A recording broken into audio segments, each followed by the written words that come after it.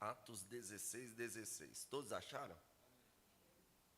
Diz assim: e aconteceu que indo nós à oração, uma certa jovem possuída por um espírito de adivinhação nos saiu ao encontro, a qual dava grande lucro aos seus senhores, adivinhando.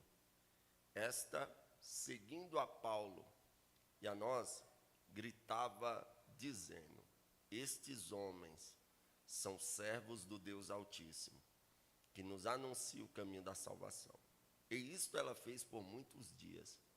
Mas Paulo, perturbado, voltou-se e disse ao Espírito: eu te ordeno em nome de Jesus Cristo que saia dela. E ele saiu na mesma hora. Vendo seus senhores que a esperança do seu lucro estava perdida, prenderam a Paulo e Silas e os arrastaram à praça, até os governadores.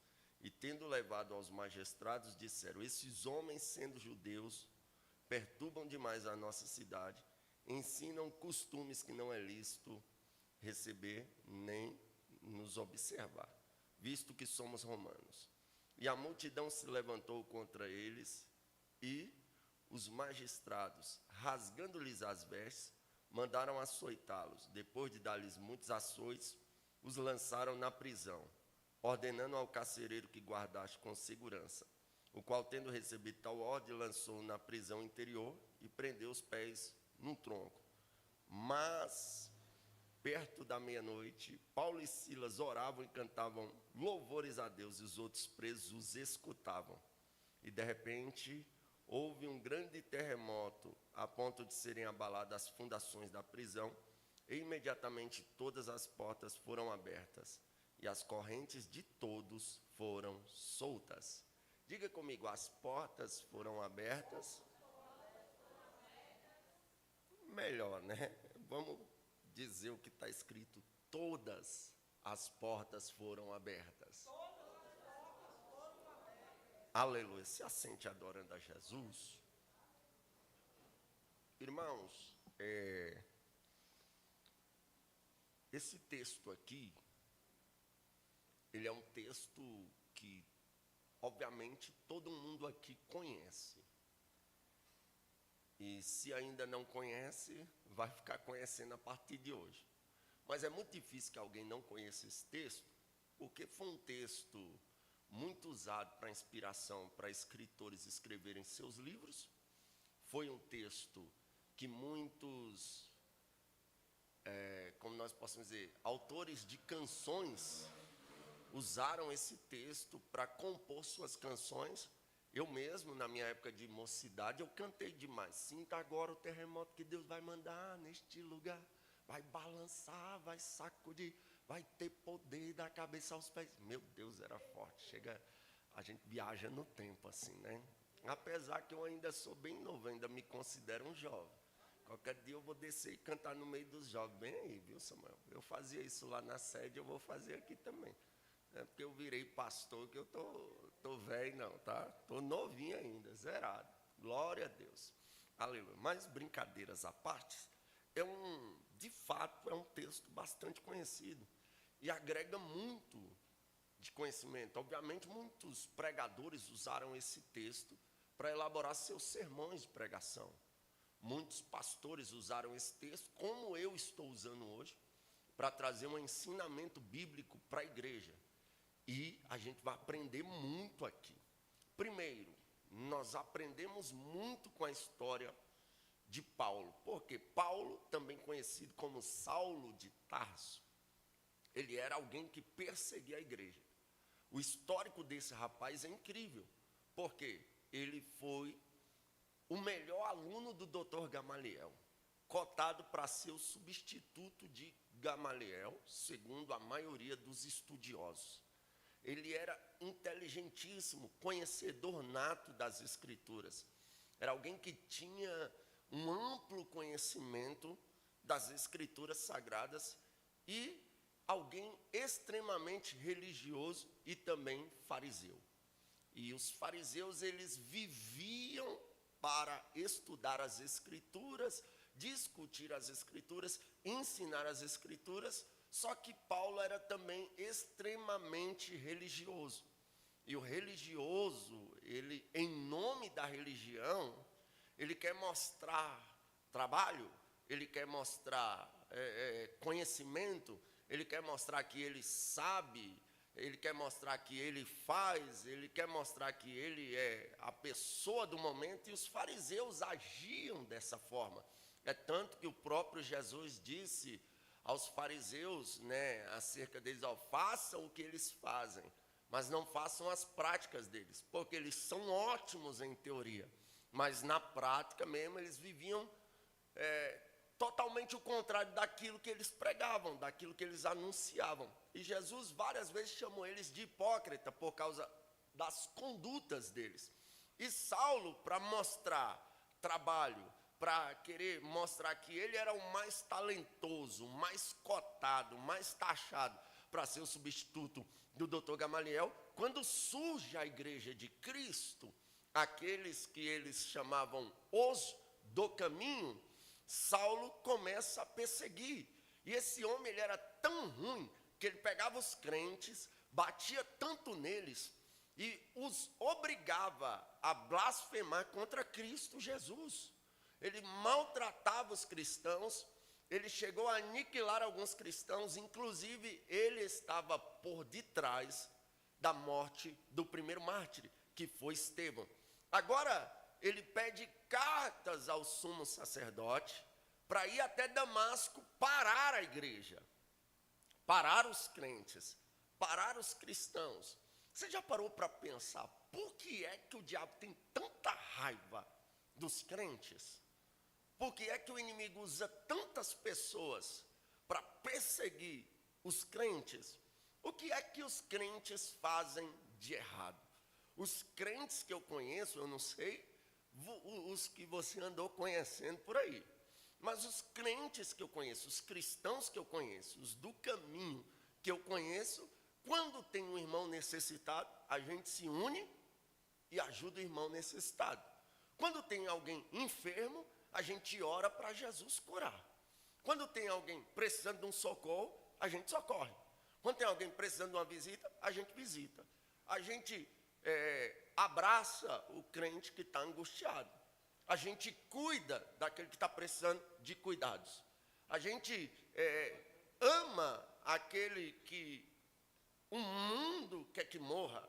A igreja vai lá e abraça, vai lá e muda. Eu vi um monte de comentário criticando. A maioria dos crentes são ex-presidiário, ex-isso, ex-aquilo. Graças a Deus por isso. Porque o presídio da Papuda não está reintegrando ninguém.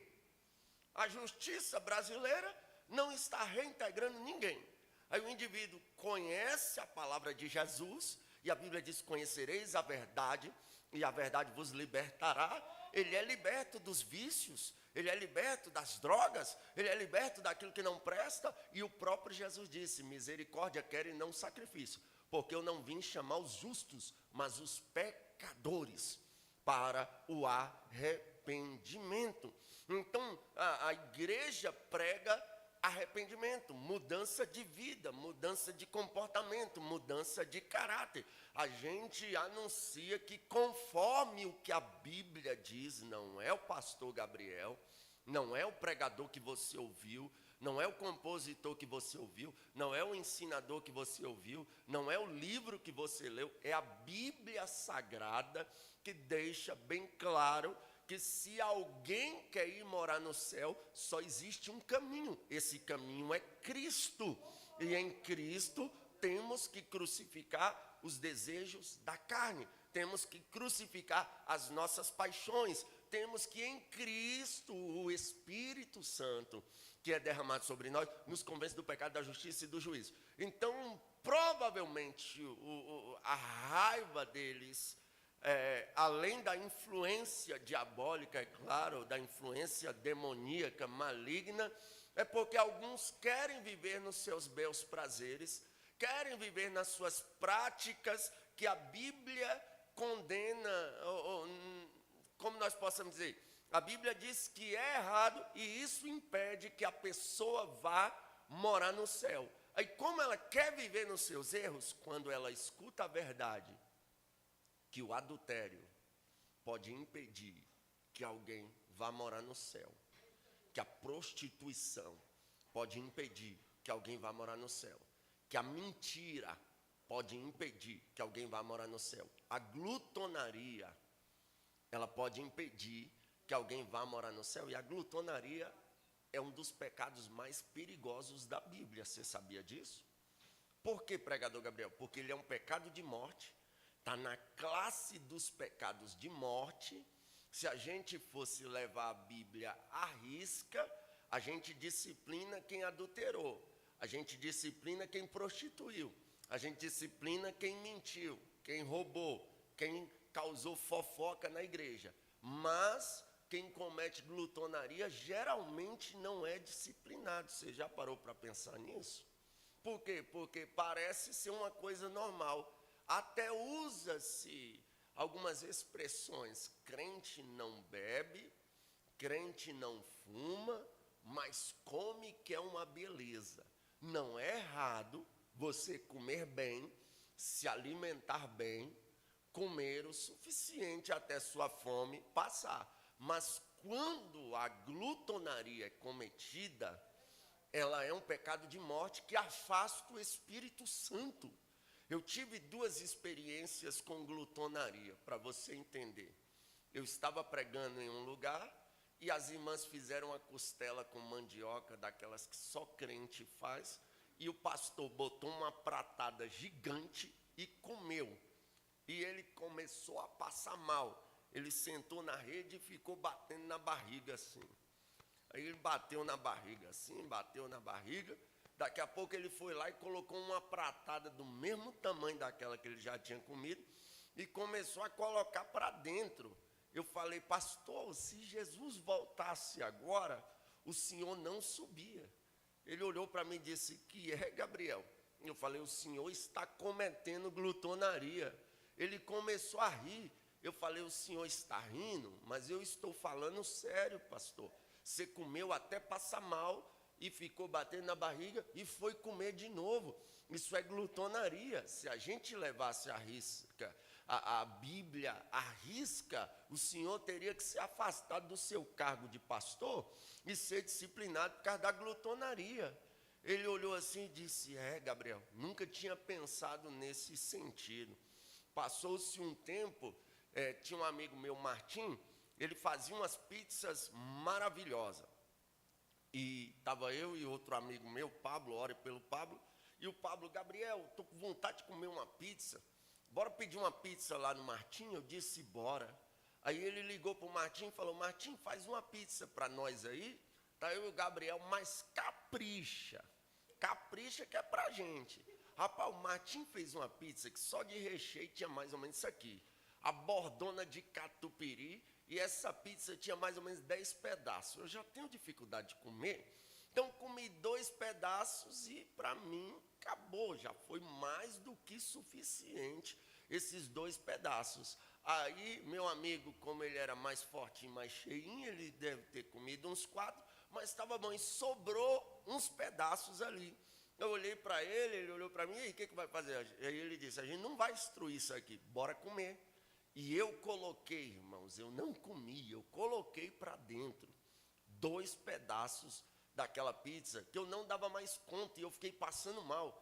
E aquele dia, eu senti uma angústia, como em ocasiões que eu tinha cometido algum pecado, que eu cheguei ao meu pastor e confessei. E eu senti a mesma angústia, a mesma tristeza. No outro dia eu procurei o pastor João Luiz. Se você sentar com ele, ele vai te contar essa história. Eu falei, pastor João Luiz, eu pequei. Rapaz, o pastor João Luiz abriu o olho desse tamanho. Ele, meu Deus, o que foi, Gabriel? O que você aprontou? Eu falei para ele, pastor, eu cometi glutonaria. Ele começou a rir, eu falei, não, pastor, é sério. E eu contei a história da pizza e falei que senti a tristeza do Espírito Santo. Ele disse, Gabriel, realmente, glutonaria é um pecado de morte. E a gente precisa ensinar isso. Jamais Eu vou permitir que jovens saiam daqui num congresso, numa festa, num culto de jovens, para ir para a pizzaria, num rodízio, e ficar lá disputando quem vai comer mais pedaço de pizza, como eu já fui em alguns congressos pregar. Quando eu saí, no ano passado eu comi 20 pedaços, esse ano eu vou comer 25. Eu falei, se vocês continuarem assim, vocês vão para o inferno, porque glutonaria é pecado. A Bíblia diz, se tu és homem glutão, coloque o garfo sobre a tua garganta. Mas você fala isso, eu vi até alguém que está desse tamanhozão, era do meu corpo, a pessoa. Hoje ele está bem assim mesmo, irmão, desse tamanho. E eu falei com ele acerca da glutonaria. Sabe o que ele me disse? Rapaz, quando eu era pequeno, eu passei tanta fome.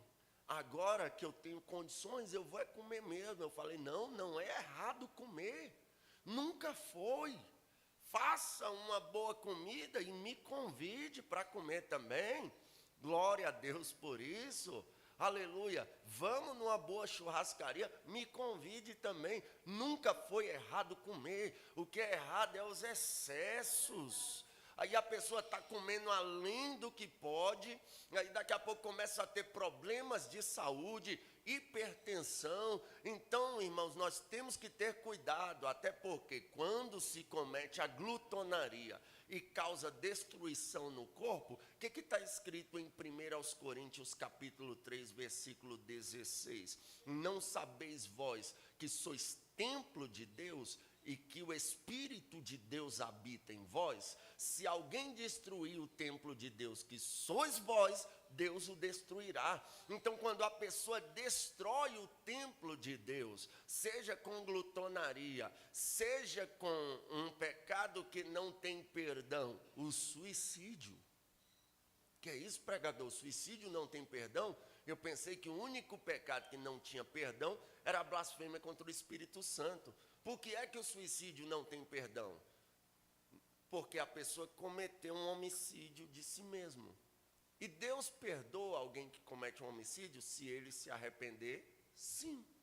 Mas por que o suicida não é perdoado? Porque ele não está vivo para poder pedir perdão do homicídio que cometeu. Então, em qualquer circunstância de dor, de tristeza, de depressão, de crise, de ansiedade, a última coisa que deve passar pela sua mente é o suicídio. Porque a pessoa que comete um suicídio, ela pensa acabar com o sofrimento, mas a grande verdade é que ela está iniciando um sofrimento eterno. Então, de maneira nenhuma, eu vi alguns pastores de forma irresponsável, quando começou a morrer muita gente da igreja, né? Eu vi alguns pastores, Deus entende. Não, Deus não tem um culpado por inocente, não inocente por culpado. Não vá querer abrir precedentes que a Bíblia não dá, que Deus não dá. Deus, ele é vida. É tanto que ele diz, vinde a mim todos os que estão cansados e sobrecarregados, e eu vos aliviarei. A gente usa muito isso para evangelismo, mas a grande verdade é que essa palavra é para crente. Crente que está cansado, sobrecarregado, está tendo ansiedade, está tendo depressão, Jesus ainda arranca, o jugo dele é suave, o seu fardo é leve. É isso que Deus tem para a igreja. O refrigério está em Cristo. Nós somos a ovelha do bom pastor e o refrigério. Então, quando a gente prega que essas coisas são erradas, quem quer viver nas práticas erradas vão nos odiar, vão nos perseguir, mas isso não vai mudar a nossa índole. Você vai ver que desde o início, na inauguração do Coliseu, mataram 10 mil cristãos. Só na inauguração do Coliseu. Na Santa Inquisição, milhares de cristãos morreram. Se você pega a história da igreja aí, na época da perseguição papal, o tanto de crente que morreu. Não foi brincadeira. E até hoje mesmo saiu alguns vídeos de cristãos na Nigéria apanhando pela causa do evangelho. Por que essa perseguição toda? Porque a salvação chegou para mim, a salvação chegou para você. E Jesus disse, sereis perseguidos e odiados por causa do meu nome. E nós estamos vivendo isso, mas vale a pena, oh glória, porque Jesus diz, bem-aventurados sois vós, quando perseguidos, odiados, caluniados por causa do meu nome. Tem momentos que a gente não quer a prova, a dificuldade. Deus abençoe, vamos com Deus, gente. E venham num culto aí, gente, qualquer hora dessas, quinta, terça, amém? Deus abençoe o pessoal da polícia aí. Ore pelas nossas autoridades. Aí o que acontece, irmãos? Paulo, ele está perseguindo a igreja. Ele pede cartas para ir acabar com um culto como esse. Só que todo ser humaninho que persegue um cristão desses aqui, ó, por mais pequenino que seja, a partir do momento que ele passa a perseguir do caminho, que é filho de Deus, que Jesus salvou, Deus automaticamente já passa a estar de olho nele. Aí, Saulo vai sair perseguindo a igreja. Desde o primeiro crente que ele perseguiu, Deus já está de olho nele. Está esperando só um momento. Ele vai perseguindo. Ei, perseguidor de igreja, continue perseguindo a igreja para você ver. Deus está de olho em você. Ou o perseguidor, irmão, de igreja, o perseguidor de crente, ele tem dois destinos. Se ele for escolhido, Jesus vai arrebentar ele todinho, salvar ele e fazer dele um vaso, um instrumento, ou vai vir um juízo sobre ele e ele vai ser condenado se não se arrepender. Então, você que está perseguindo a igreja, cuidado, Jesus é o dono da igreja e ele é ciumento. Aí, Saulo está indo no caminho de Damasco, perseguir a igreja, Jesus aparece para ele, um resplendor de luz, que ele cai na hora. Os outros não viram nada, mas ouviram a voz, Saulo, Saulo, por que tu me persegues? É duro contra ti recalcitrar contra os aguilhões. Aí ele, Senhor, quando foi que te persegui? Escute isso, perseguidor de igreja. Quando tu persegue a minha igreja, a mim tu persegues. Aí os que estavam com ele pegaram ele, levaram ele lá. Aí Deus falou com Ananias, Ananias, vá lá, na rua direita, na rua chamada direita, pergunte lá a Judas, onde é que está o tal do Saulo. E impõe as mãos para que ele volte a enxergar. E a Bíblia diz que Ananias, ele questiona a Deus, Deus, eu tenho ouvido os males que esse homem tem feito. Esse homem é um psicopata da fé. Em nome da religião, ele causa males à igreja, porque a religiosidade, ao invés de ela dar vida, ela tira vida. A religiosidade, ao invés de ela salvar, ela condena. A religiosidade, ao invés de ela apacentar, ela espalha. Nós temos que ter cuidado para não nos tornarmos cristãos religiosos. A verdadeira religião é amparar o órfão, a viúva e o necessitado, né? Então, passou disso aí. Tem muita gente que, em nome da religião, ele quer condenar quem Jesus não condenou, irmão. Quer lançar no inferno quem Jesus não lançou. É aquela velha história que eu acho que todo pregador repete. Quando alguém quiser te condenar, olha bem para a mão dele. Se não tiver lá a marca de quem foi crucificado, ignore. Porque só quem pode te condenar é quem morreu na cruz por você. Aleluia. E quando ele perdoa, aleluia, já dizia um cantor, nenhuma condenação há para quem está em ti, Jesus. E isso está escrito na Bíblia Sagrada. Nenhuma condenação há para os que estão em Cristo Jesus. Louvado seja Deus. Então nós temos que ter cuidado com os religiosos, porque eles são perigosos. Nós não podemos ser religiosos. Nós temos que ser cristãos. Os do caminho, as ovelhas, as virgens prudentes, oh glória, os santos, os que amam, os que têm amor a todo vapor, é esses que nós temos que ser. Aí o que acontece, né? Ananias, Deus fala com Ananias, pode ir lá, porque é para mim um vaso escolhido, vá. E ele vai, impõe as mãos. as escamas caem, ele volta a enxergar e é cheio do Espírito Santo. Olha o que Ananias diz a Saulo: eu vim aqui para impor as mãos sobre ti, para que tu volte a enxergar e seja cheio do Espírito Santo. Porque ele era aluno do doutor Gamaliel, conhecedor nato das Escrituras, religioso ao extremo, fariseu. Porém, Jesus, o próprio Jesus, será que o cabo era ruim? O próprio Jesus teve que pregar para ele?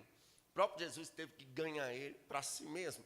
O próprio Jesus ganha ele, o próprio Jesus salva ele, liberta ele, porém, ele estava cego e sem unção.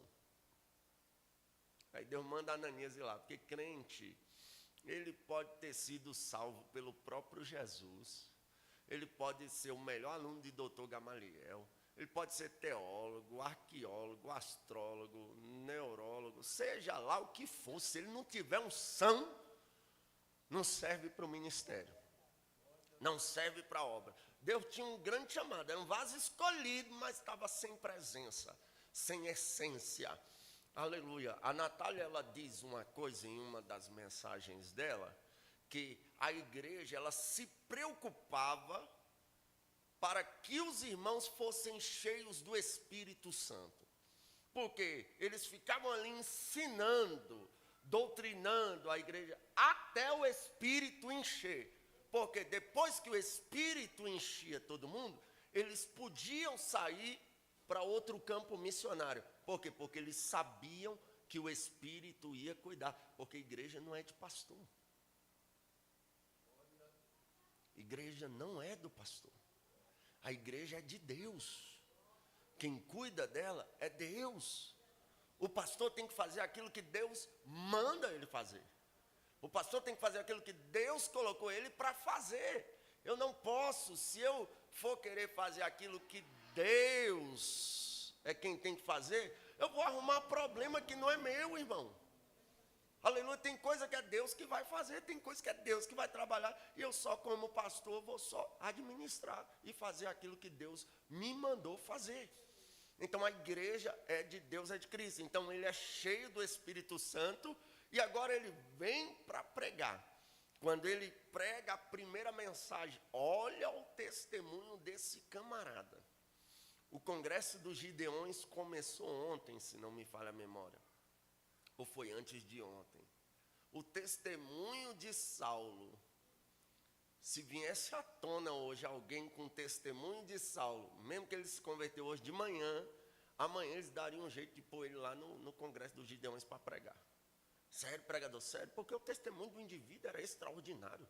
O próprio Jesus pregou para ele. Foi o melhor aluno do doutor Gamaliel. Alguém que perseguiu a igreja e agora está do lado da igreja. Quem é que não ia querer ouvir um indivíduo desse pregar? Mas quando ele prega a primeira mensagem, a Bíblia diz que para não morrer, descem ele num cesto pelos muros de Jerusalém. E o perseguidor tornou a ser perseguido. Porque, irmãos, a gente tem que pensar bem no que a gente faz. Você que me ouve aqui, na igreja, que é crente ou não é, você que me ouve aí na live, na internet, é crente ou não é. As consequências dos nossos atos, elas vão nos perseguir para sempre. Eu tinha 3 anos de crente, comecei a pregar com 5 meses que eu aceitei a Jesus, já viajava para todo lado pregando, quando chegou uma intimação na porta da minha casa para me ser julgado por um delito que eu cometi. E eu fui julgado e condenado. Era para mim ir preso. Eu liguei para a pastora e disse: pastora, eu vou sair daqui preso. Eu não esperava por isso, ore por mim. Ela disse: meu filho, você não vai preso, nós vamos orar.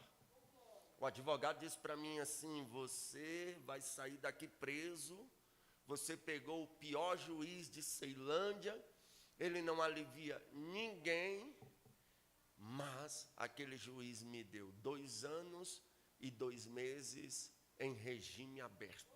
Essa foi a minha condenação.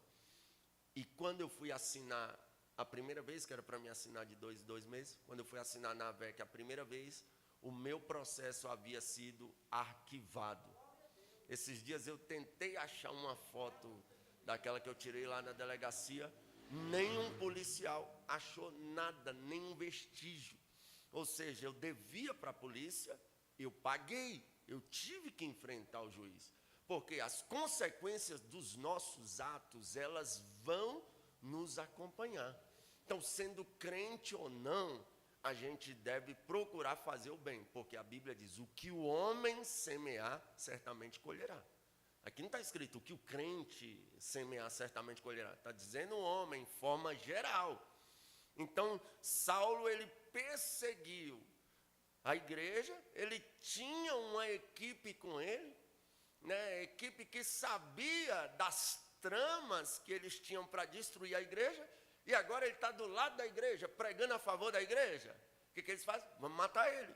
Mas descem ele pelo cesto de Jerusalém, nos muros de Jerusalém, desce pelo cesto, e ele fica 14 anos escondido. Olha só, irmão, alguém que Jesus falou, vai porque é para mim um vaso escolhido. O próprio Jesus ganhou ele. As escamas saiu, foi cheio do Espírito Santo.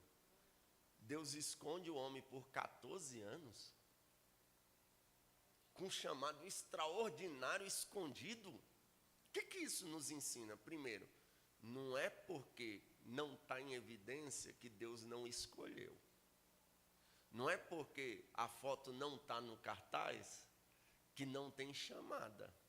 Porque hoje estão medindo ministério pelo número de seguidores que tem. E nós não podemos fazer isso. Pela fama que tem. Não. Nós temos que entender que Deus chama cada um para aquilo que lhe foi proposto. Então tem gente que não é conhecido na terra, mas é assim com o dono do céu. Aleluia, louvado seja Deus. Então ele fica 14 anos escondido, mas esses 14 anos não anula o processo, a promessa. Talvez você tenha um histórico não tão extraordinário quanto o de Saulo, mas recebeu promessa, foi cheio do Espírito Santo, Deus te arrancou lá do vale, aleluia, fez uma mudança sobrenatural e lhe fez promessa, mas hoje você se encontra o quê? Escondido. E às vezes a gente pensa, rapaz, será que era Deus mesmo que prometeu? É difícil, né, quando a promessa diz uma coisa e a realidade que você está vivendo diz outra. Né? Pense, Deus falou para mim que eu seria não vou usar esse... Deus disse a mim que me daria uma casa. No culto que eu saí dele e fui para minha casa e cheguei lá, as coisas da minha mãe estavam tudo no meio da rua. A gente foi despejado. Aí o que você pensa na hora? Mas não foi Deus, não. Tem condições nenhuma, não. Deus fala que vai me dar uma casa e eu chego na casa que eu morava e não posso nem entrar. As coisas tudo no meio da rua. Então, às vezes, a promessa está dizendo uma coisa e o que você está vivendo, outra. Uma vez, eu passando uma dificuldade financeira terrível, tem uma amiga minha, missionária Fátima, eu fui lá, eu falei, missionária Fátima, me ajuda. Ela disse que foi, menino. Cheguei lá chorando. Falei, nossa, não tem nada para comer lá em casa. Meus irmãos com fome, meu sobrinho chorando. Irmão, ela bateu uma palma assim, ela fazia assim. E ela deu uma rajada de língua, nunca esqueço, ela baixava o óculos assim, irmão. Ela disse, menino, tu ainda vai ter uma casa, tu ainda vai ter um carro, tu ainda vai ter, não para pedir emprestado, mas tu vai emprestar. Tu ainda vai ter no teu celeiro, na tua mesa, para tu e para quem vier comer na tua mesa. Irmão, mesmo que ela estava numa unção terrível, que aquela palma dela parecia um tiro de 12, eu olhei para ela assim, e eu pensei, ela não escutou não, que eu vim pedir comida para ela, porque lá em casa não tem nada para comer. Então a promessa está dizendo uma coisa, e a realidade que você está vivendo, outra totalmente diferente. Saulo está escondido, mas é escolhido. Alama contra é fácil e ele está escondido, mas é o apóstolo dos gentios. Ele está escondido, mas é o maior escritor do Novo Testamento. Ele está escondido, mas vai viver coisas sobrenaturais. Então tem muita gente aqui escondida, mas a promessa está de pé. Oh glória, aleluia. Mas Deus tem seus meios de trabalho. Sabia? Quando Paulo fica escondido, ele fica aprendendo com Deus. Ele fica 14 anos escondido. Mas quando ele chega, ele já chega tomando decisões na cúpula maior. Ele já está no meio dos apóstolos. Ele já está tomando decisões doutrinárias no meio dos cabeças da igreja. Então entenda o processo. Ele vai ali aprendendo com Deus e outra. Talvez, se ele não fica esses 14 anos aprendendo com Deus, ele ia chegar para ministrar o que eu recebi do doutor Gamaliel, eu quero pregar nessa noite. Aí Deus, não. O que você recebeu do doutor Gamaliel, guarda para ti como fonte de conhecimento. É muito bom. O que você recebeu na sua sala acadêmica, guarde para ti. É muito bom, mas quando você for pregar, não é o que você recebeu do doutor Gamaliel, não é o que você recebeu na sala de teologia, não é o que você recebeu do professor de psicologia, anatomia, filosofia, seja lá o que for. Quando você for pregar, o que eu recebi do Senhor, isso também vos ensinei. Eu não posso ir lá no chat GPT e falar, chat GPT, me dá uma pregação aí hoje sobre Paulo. Ele vai te dar uma pregação sobre Paulo. Não, você não pode fazer isso. Pode-se usar o chat GPT como fonte de pesquisa? Sim. Para buscar conhecimento? Sim. O que eu não posso é pegar uma mensagem elaborada e chegar aqui. O que eu recebi do chat GPT, isso também vos ensinei. Não, porque a mensagem do chat GPT não faz efeito, a mensagem da sala de teologia não faz efeito, mas a mensagem do céu, aleluia, oh glória, o conhecimento que ele recebeu do doutor Gamaliel vai ajudar ele a ter uma boa oratória, uma boa interpretação de texto, vai ajudar ele a ser um ótimo escritor, mas a mensagem pregada tem que ser do Senhor. Quer ter um ministério bem sucedido? Peça a Deus a pregação. Quer ser um compositor? Peça a Deus a letra. Aleluia. A inteligência artificial hoje, basta você dizer aí os compositores, quero uma canção sobre tal tema. A inteligência artificial vai dar uma canção já pronta. Mas canções prontas ou que são de inspirações terrenas, elas chegam a fazer sucesso a ponto de a gente nem aguentar mais ouvir num culto.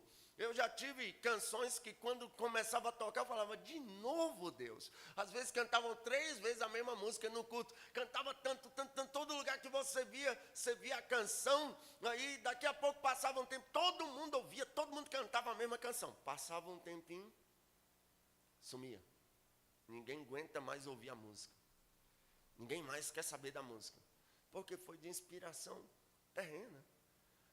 Aí você pega... Egmar e Valdirene, eles diziam algo que também está num dos hinos da APA. Os mais belos hinos e poesias foram escritos em tribulação. E é verdade. Aí você pega canções que alguém chorou para tê-las, que alguém buscou, que alguém sofreu para tê-las.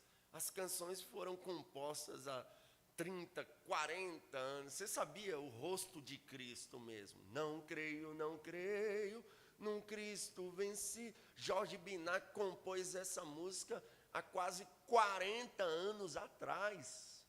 E essa música, quando é cantada hoje, aquela mesma unção, aquela mesma graça, com muito louvor, Cassiano, a gente pega inúmeras canções aí. Por quê? Porque foram do céu.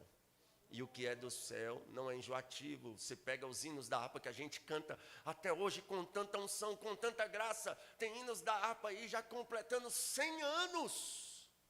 E a gente não enjoa. Oh, glória! E a gente canta. Então a mensagem, se ela for de Deus, o que eu recebi do Senhor, Paulo dizia, também vos ensinei. É isso que deve ser ensinado, aquilo que a gente recebe de Deus. O pastor deve buscar de Deus, o ensinador deve buscar de Deus, o doutrinador deve buscar de Deus. E agora, né, ele vai fazer, porque se ele fazia em nome da religião, agora, sendo cristão, pelo cristianismo, ele vai fazer muito mais. Pense no homem que ficou doido, um ganhador de alma nato. Aí junta-se com Barnabé, porque o pessoal, né, tinha ainda aquela meia dúvida, né, se Paulo estava crente mesmo, se tinha se convertido mesmo. Então o que eles fazem? Vamos colocar alguém de relevância para estar do lado dele, para cuidar dele. Quem? Barnabé. Barnabé, como era alguém conceituado, né, que era respeitado como cristão, colocam do lado de Paulo e eles vão fazer uma viagem. Eles levam um menino chamado João Marcos. Na verdade, a Bíblia não diz se era um menino ainda, se era um moço, um rapaz ou já um homem, mas levam João Marcos. No meio do caminho, no meio da obra missionária, João Marcos volta para trás. Porque a gente tem que ter muito cuidado. A obra missionária, ela é espinhosa. E nem todo mundo que começou ela contigo vai até o final contigo. E nós temos que ter estrutura para ser abandonados no meio do caminho. O sonho de todo pastor é que a igreja, cada dia que passa, ela se encha mais e mais e mais e mais. E quando alguém que você levou te abandonar no meio do caminho, aí pastor, está preparado para isso? Você leva a pessoa, você ajuda a pessoa, você acredita na pessoa e no meio do caminho ela te abandona. E Paulo deixou isso meio que ir para o coração. A primeira instância, ele não soube lidar com isso. E a gente, como cristão, a gente precisa aprender a lidar com isso. Que vai ter gente que a gente vai levar, que a gente vai ajudar, que a gente vai... Eu, quando estava prestes a assumir a congregação, todo pastor próximo que eu conhecia, eu falei com ele, aí pastor, como é que é pastorear mesmo? Me fale aí, eu vou pastorear, estou entrando para o time. Todos eles me disseram a mesma coisa. A pior coisa que um pastor passa chama-se ingratidão. Pastor Oswaldo tem aqui quantos anos já aqui, pastor Oswaldo?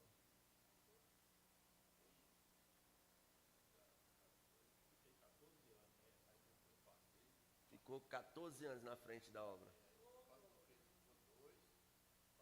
Do pastor Rodrigo mais um. Nesses 14 anos, pastor Oswaldo, quantas pessoas o senhor não ajudou que te abandonaram no meio do caminho? Te apunhalaram pelas costas. Então eu falei, rapaz, eu vou me preparar para isso.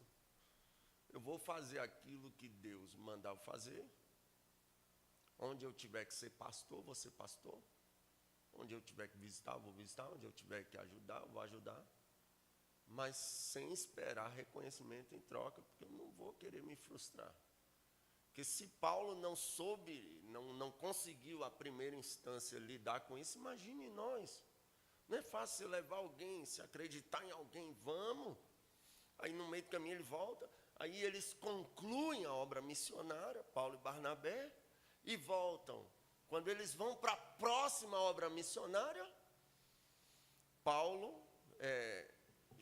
Barnabé quer levar de novo João Marcos. Aí Paulo disse, não vai levar ele não.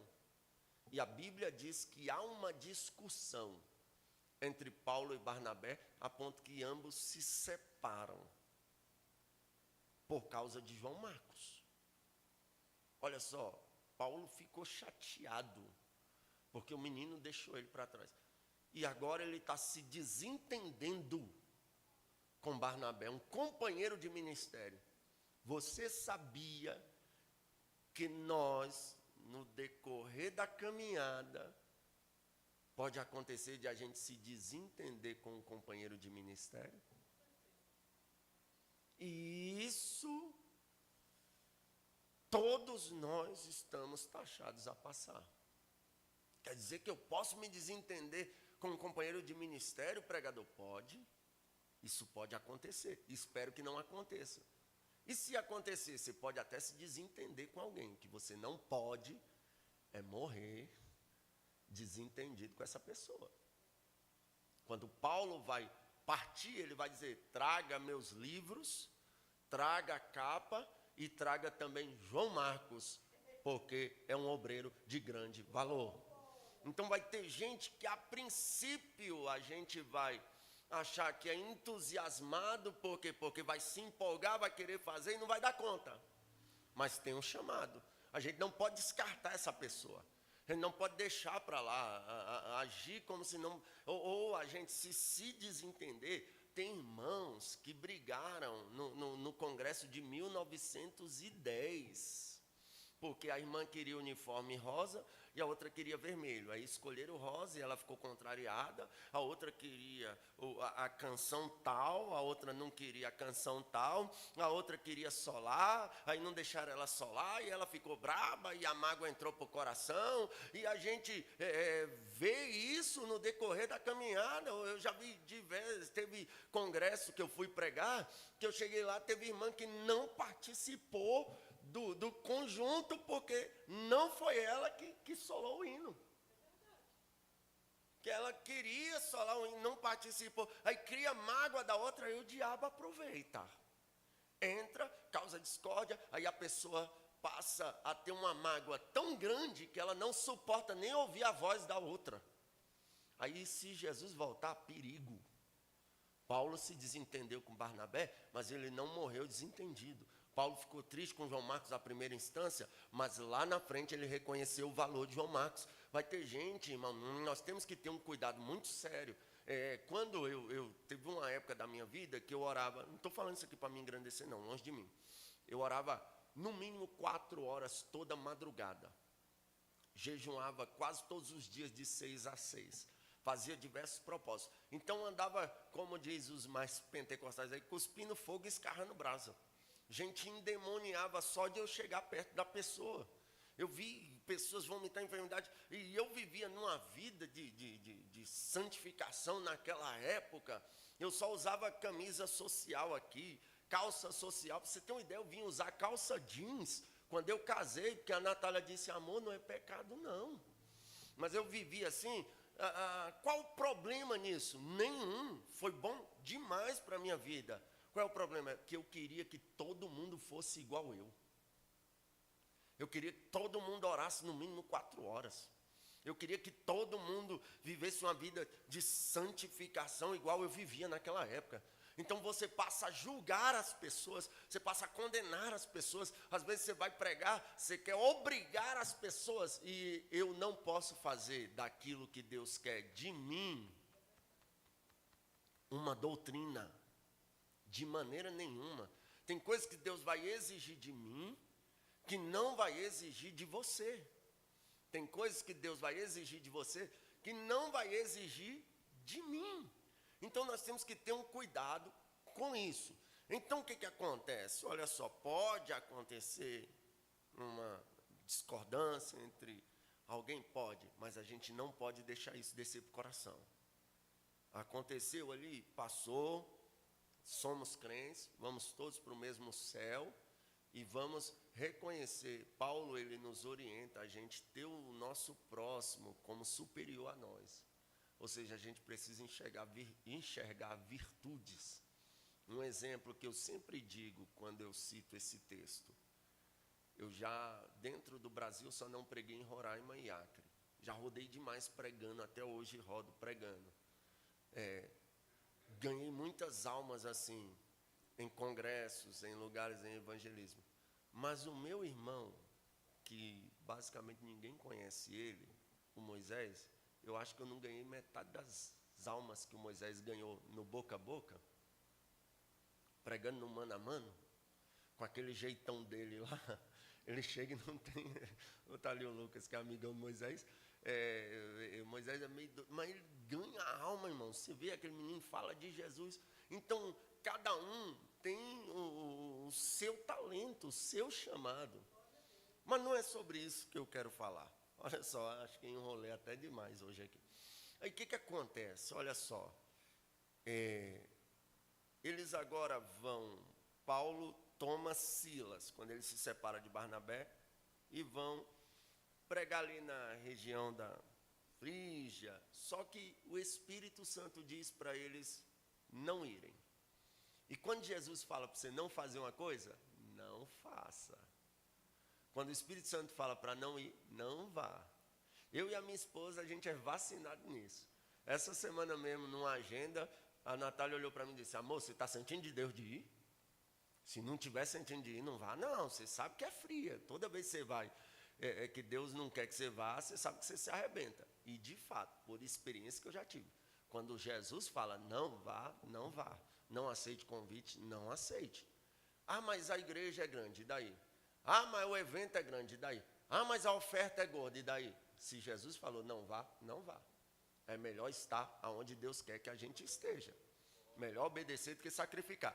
Aí a Bíblia diz que Paulo vê um varão, né, dizendo: passa a Macedônia e ajuda-nos. Eles entendem que precisam ir para Macedônia. E eles vão para Macedônia. Chega lá, eles vão à casa de uma mulher chamada Lídia, vendedora de púrpura, que depois que ela, a família, são batizados ali, eles constrangem Paulo e Silas a ficar na casa dela ali. E eles ficam. E a igreja primitiva tinha um costume que a igreja moderna precisa ter. De maneira nenhuma a igreja pode abandonar esse costume. Que costume é esse? Ir orar. A oração. Eles sempre iam orar. Você vê que Pedro e João estão indo orar quando encontram o paralítico. Paulo e Silas agora estão indo sempre orar. E toda vez que eles vão orar, eles se depararam com uma menina que estava possessa por um espírito de adivinhação. E essa menina, quando via Paulo e Silas, ela começava a seguir eles e dizer: esses que vos anunciam o caminho da salvação são homens de Deus. E ela começa a fazer isso todos os dias. Toda vez que Paulo e Silas passavam para ir orar: esses que vos anunciam o caminho da salvação são homens de Deus. Esses que vos anunciam o caminho da salvação são homens de Deus. Esses que vos anunciam o caminho da salvação são homens de Deus. Mas tem dia que o crente acorda também arretado, irmão, como diz lá no Nordeste. Tem dia que a gente está arretado, irmão. Tem dia que o sal da terra está grosso, né? Sal grosso mesmo. Tem dia que a gente está assim, sem disposição para levar desaforo para casa. Não é verdade? Então, o que acontece? Paulo vai passando, quando ele passa, lá vem ela de novo. Esses que vos anunciam o caminho da salvação são homens de Deus. Paulo olhou assim: espírito imundo, sai dela. Aí o espírito imundo saiu. E a Bíblia diz: vendo os seus senhores que a esperança do seu lucro estava perdida, prenderam a Paulo e Silas, arrastaram para a praça, levaram aos magistrados, tiraram suas vestes, os açoitaram com varas, depois de lhes darem muitos açoites, mandaram prender em um presídio de segurança máxima. Mas perto da meia-noite, oh glória, você pode imaginar a prisão agora? Paulo preso, Silas preso, e Paulo olhando para Silas. O que a gente estava indo fazer mesmo quando a gente foi preso? A gente estava indo orar. E mudou o quê? O lugar. Ao invés de a gente orar no templo, a gente vai orar no presídio. Oh glória, bacala chorevácia. Está preparado para orar? Aonde tiver, seja na dificuldade, seja na bênção, está preparado para permanecer o que você é, debaixo de perseguição, seja lá o que for, permaneça. Aí eles começam a orar, e além de orar, eles começam a cantar. E a Bíblia diz que por volta da meia-noite, Paulo e Silas oravam e cantavam hinos a Deus, e os outros presos os ouviam. Sabe, mente de pregador não é normal. Eu imagino Paulo falando para Silas, bora cantar um hino, já que os presos estão tudo ouvindo a gente aí, bora. Eu imagino Paulo olhando assim, eu vou cantar um hino mais ou menos assim, já achei uma flor gloriosa, e quem deseja a mesma terá, a rosa de Saron preciosa, entre mil mais beleza terá, no vale de sombra e morte, nas alturas de glória e luz, esta rosa será minha sorte, precioso para mim é Jesus, precioso para mim é Jesus. Pense Jesus lá do céu olhando, acabaram de apanhar, estão presos injustamente, só porque expulsaram um demônio e estão me adorando. Eu imagino Silas olhando, gente, vocês estão me ouvindo? Sim, estamos todos ouvindo. A Bíblia diz que os presos os ouviam. Está vendo esse homem aqui que acabou de cantar essa canção? Muito zeloso pela lei foi Saulo, perseguia o povo de Deus, mas transformado foi em um Paulo, pois achou ele a rosa dos céus. Esta flor hoje é ofertada a quem humildemente a buscar, será logo da terra tirada para brilhar em outro lugar. Precioso para mim é Jesus. Aí Jesus, eu vou descer lá, não tem como, eu vou descer. E de repente sobreveio um tão grande terremoto que os alicerces daquela prisão foram abalados, e as correntes que prendiam os presos começam a cair por terra, as portas começam a se abrir, os grilhões que prendiam os pés de Paulo e Silas também são despedaçados.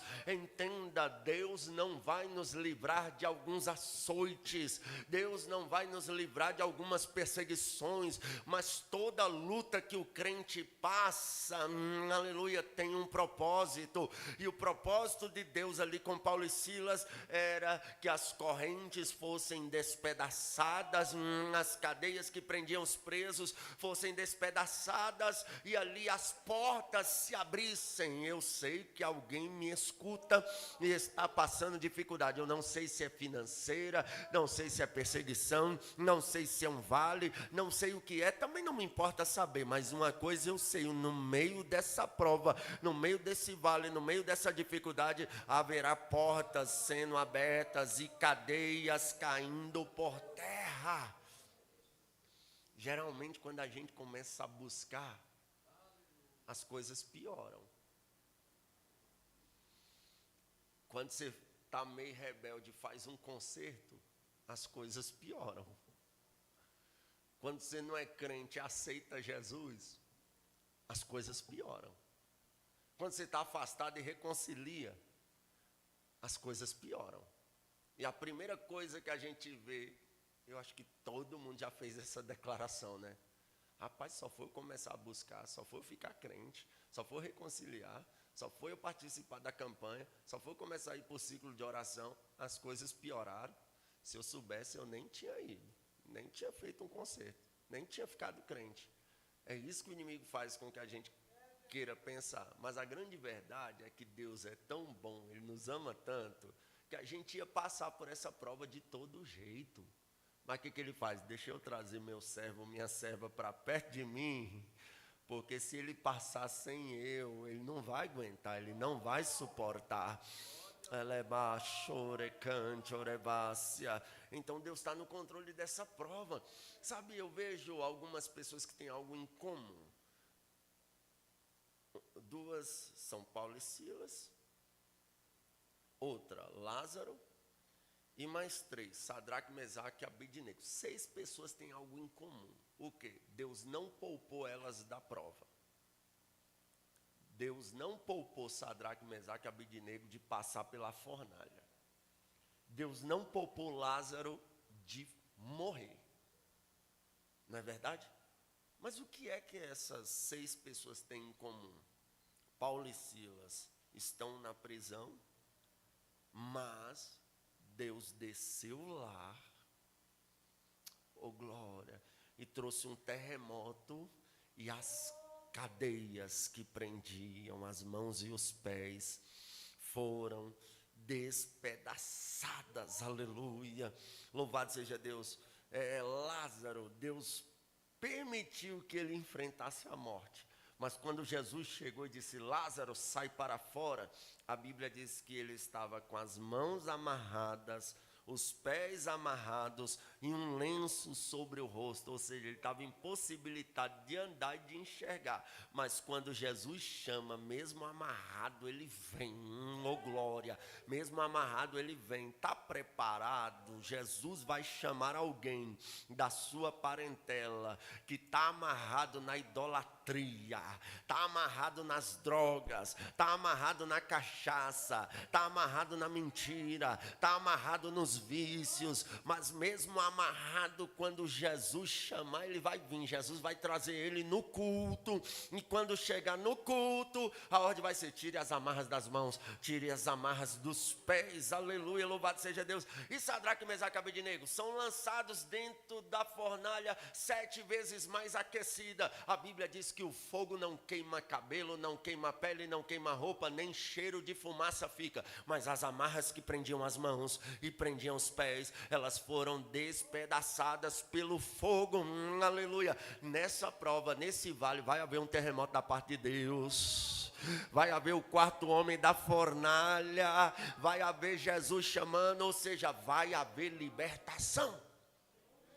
Porque tem um marido que tu acha que não tem jeito para ele, pois é, Jesus vai chamar ele vai vir todo amarrado, mas vai vir, ele vai ser liberto. Aquela mulher que tu acha que não tem jeito para ela, vai ser liberta. Aquele parente que tu acha que não tem jeito, vai ser liberto. Jesus vai arrancar, Jesus vai libertar, e o nome do Senhor será glorificado. O que acontece? Para a gente encerrar aqui, não só isso, o carcereiro, quando viu todas as portas abertas, ele pegou a espada e quis se matar.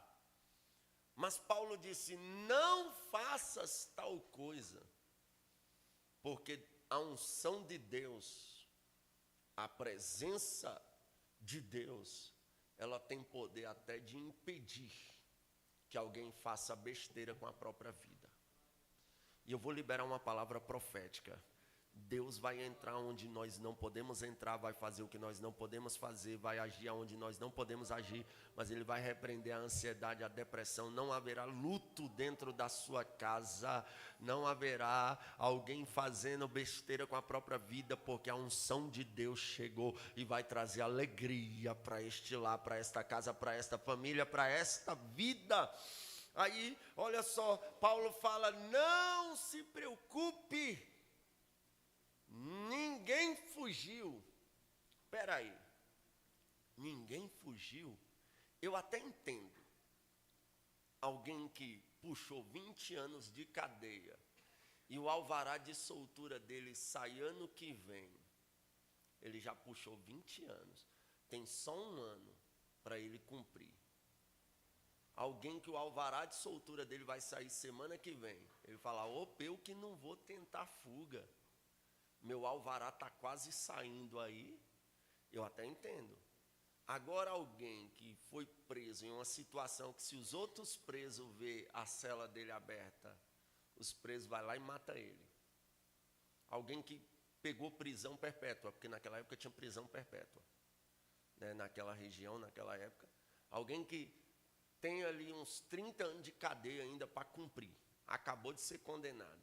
Se as portas se abrem, irmão, essa pessoa, a lógica não é que ela fuja, que ela vá embora, mas não fugiu ninguém. Por quê? Porque de maior prisão eles tinham sido libertos. A prisão espiritual, a salvação tinha chegado para aquelas pessoas. Aquela oração e aquele louvor estremeceram as cadeias do inferno também, aleluia. E o carcereiro falou: o que eu preciso fazer para ser salvo. Aí Paulo diz, crê no Senhor Jesus, será salvo tu e tua casa. A gente tem uma preocupação, não tem? Acerca dos nossos parentes, a gente fica com medo de eles partirem. Quando eu conheci a mãe da Natália, minha sogra, eu amo muito minha sogra, inclusive ela está lá em casa agora. Eu me preocupei com ela, por quê? Porque eu preguei para o vô da Natália, e o vô da Natália, aqueles católico, idólatra de tradição, e eu expliquei a história da igreja, eu falei que a igreja que realmente foi fundada por Jesus é a igreja católica. O que significa a palavra católica? Universal. Só que eu falei para ele, só que o Pedro não foi o primeiro papa, porque Jesus curou a sogra de Pedro, e até onde eu sei só tem sogra quem é casado, e papa não se casa. Embora muito se fazia eunucos naquela época, eu falei sobre o protestantismo, a história do protestantismo. Eu falei, a igreja, ela seguia os padrões que a igreja cristã hoje segue. Eles eram contra a idolatria, porque os 10 mandamentos. Quando eu fui nos 10 mandamentos, eu expliquei para ele, eu falei, eu não sei por que o padre não ensina os 10 mandamentos. Mas um deles é, não fará imagem de escultura, nem do que há em cima nos céus. Eu falei, nem se você for lá e ver Jesus, você não pode fazer uma imagem e adorar. Nem do que há embaixo da terra, homem nenhum. Nem do que há embaixo das águas. A padroeira aí do Brasil, ela foi achada lá no Vale do Paraíba, debaixo das águas. Aí eu falei, não se pode adorar imagens, porque Deus não divide a glória. E eu expliquei a história da igreja, como começou as indulgências, o pessoal adorando a cabeça de Paulo, o pessoal pagando por terreno no céu. E ele falou, nossa, eu não sabia. Aí eu falei, aí foi onde Lutero, que era um monge, se levantou e começou a pregar sobre a justificação, o justo viver pela fé. E aquela palavra entrou no coração do vô, e ele aceitou a Jesus como seu salvador, e ele, assim, começou a tirar as imagens de escultura dali. Tinha uma imagem de Santa Luzia, a mãe da Natália correu, pegou aquela imagem, guardou aqui, saiu correndo para o quarto. Minha imagem, ninguém mexe com ela. E eu confesso que eu me preocupei com aquilo. Eu falei, meu Deus, como a salvação vai chegar no coração dessa mulher? E Deus, ele trabalha tão maravilhosamente, que tem pessoas que parece que a vida que ele está, ele não vai sair nunca. Mas aí vem a Bíblia e diz, crê no Senhor Jesus, e será salvo tu e tua casa. Eu criei, a Natália creu, você creu, minha casa vai ser salva, sua casa vai ser salva. Hoje você acredita que a minha sogra está lá participando dos cultos direto que o pessoal está fazendo lá? Foi na igreja ver meu irmão pregar e chegou falando, nossa, o Edmar pregou bonito. Então Deus tem suas maneiras de trabalhar. Tem um tio da Natália, que a Natália imaginou que aquele homem nunca entrasse numa igreja evangélica. Deus fez um reboliço tão grande o dia que Natália pregou na sede da Detalhe, e quem estava sentado lá para ouvir ela? O tio dela. Que a gente nunca imaginava que ia entrar numa igreja. O próprio filho dele falou, me preocupo com meu pai, eu acho que meu pai não vai aceitar Jesus nunca. Mas Deus tem suas maneiras de trabalhar. Crê no Senhor Jesus e será salvo tu e a tua casa. A minha casa, a tua casa é a herança de Deus. Nem que seja no último momento, Deus vai salvar, Deus vai resgatar. Não vai se perder nenhum quem acredita nessa palavra profética. Aleluia, se coloca de pé em nome de Jesus.